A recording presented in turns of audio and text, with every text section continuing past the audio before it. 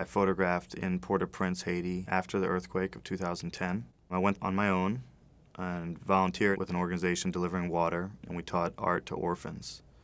And these photographs came out of us visiting the tent cities and me being overwhelmed by hundreds of thousands of people being forced to live in these massive tent cities. At first I stayed at a distance, being a little bit nervous and overwhelmed, but then I wanted to get in closer and more intimate to see how people were living.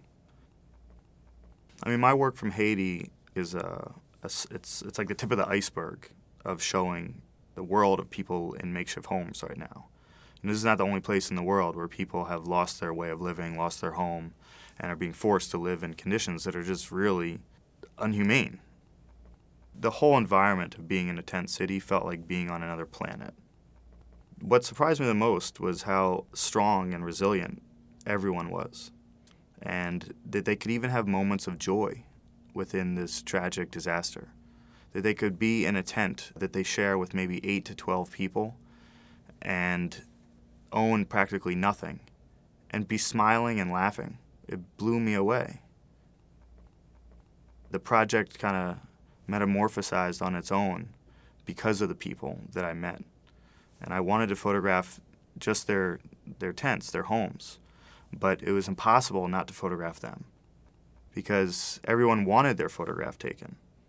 So I think people definitely needed to feel that the outside world cared about them. I hope that people register how difficult it is to lose everything and to live in such a small, temporary space with many other people, and that it's a challenging situation that fortunately most of us don't have to deal with.